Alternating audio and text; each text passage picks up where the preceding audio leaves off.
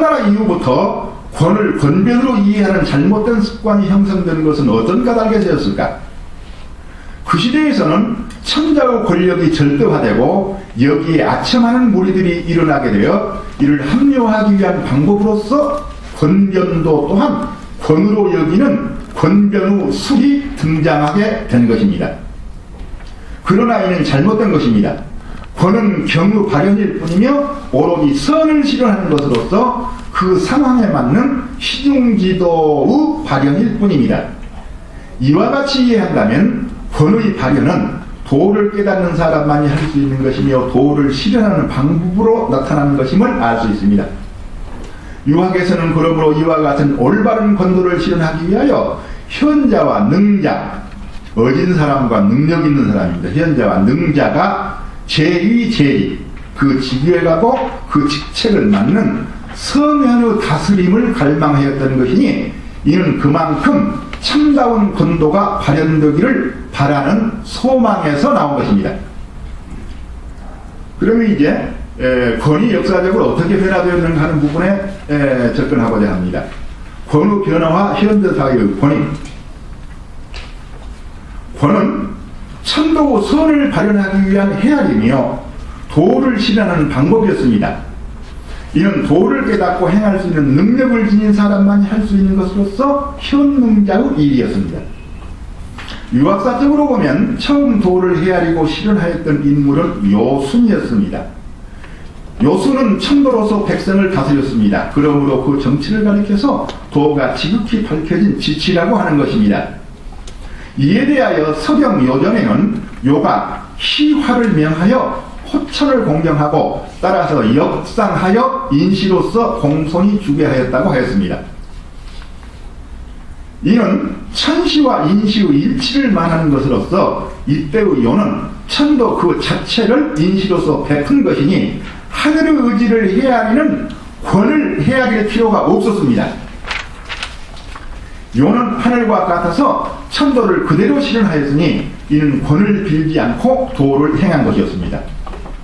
요의 도를 계승한 인물은 순이었습니다. 서경순전에는 순을 가리켜 숨어있는 덕이 빛남으로써 요를 계승하였다고 하였는데 이는 순이 요의 도를 덕으로 계승하였음을 의미합니다.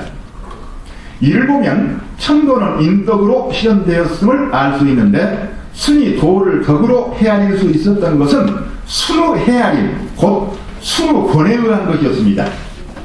유학사적인 관점에서 본다면 도를 덕으로 판단하였던 순의 권이야말로 권도의 시작이 됩니다.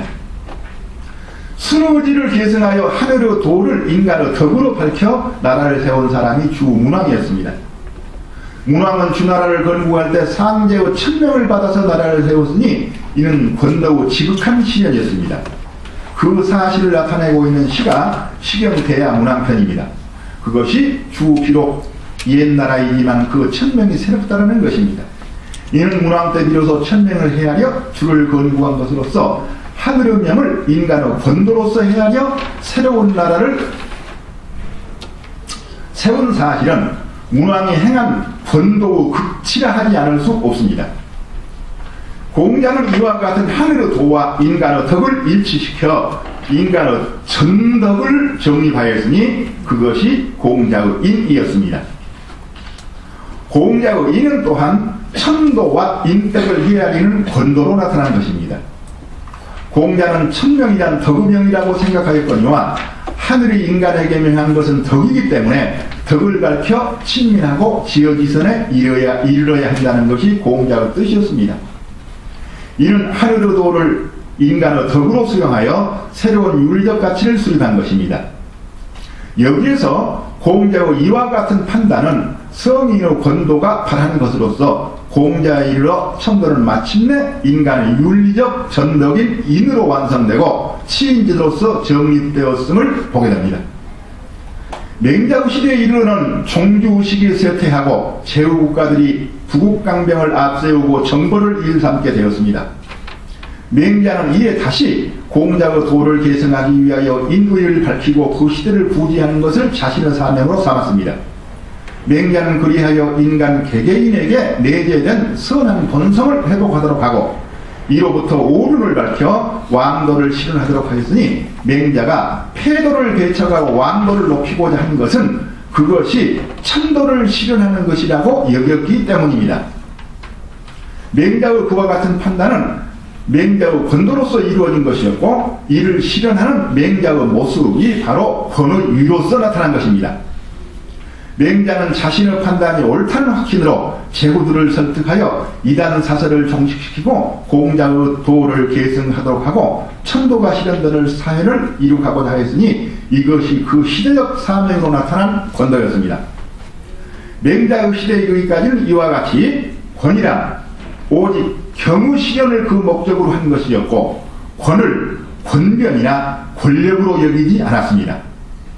그러나 제후국가의 군주들은 권력이란 사사로운 힘에 의하여 나오는 것으로 잘못 깨닫고 난폭한 정치를 서슴지 않았습니다.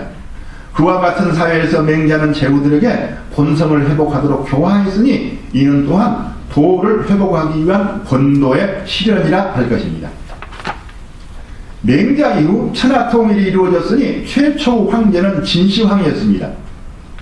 황제란 말이 처음 생긴 것은 진시황이 등극하자 신하들이 그 이름을 지어서 바친 것입니다.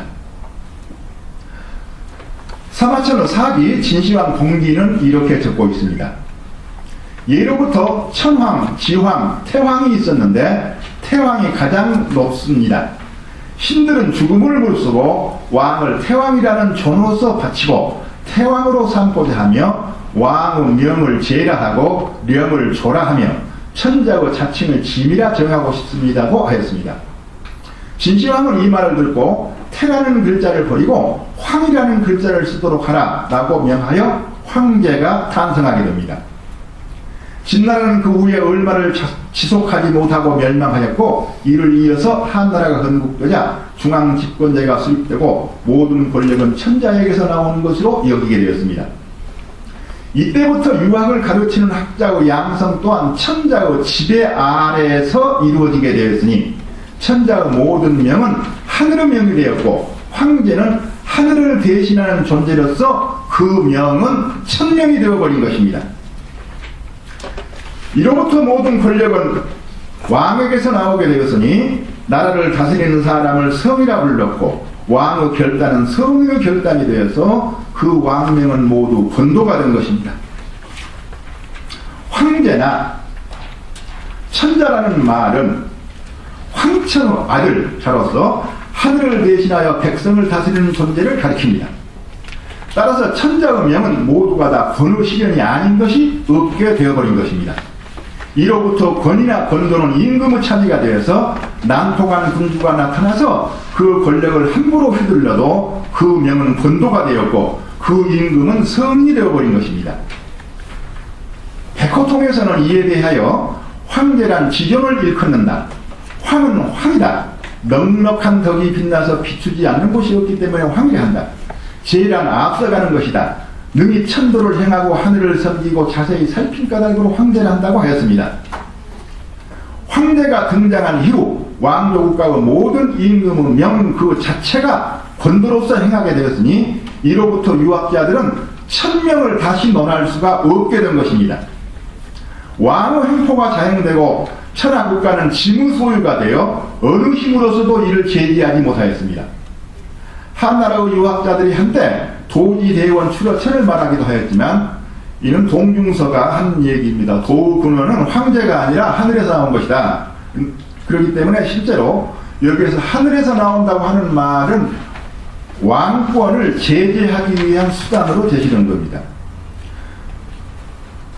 출하천을 말하기도 하였지만 천권을 대신한 왕권이 계속됨으로써 하늘의 천명은 더 이상 그 힘을 발휘하지 못하였습니다.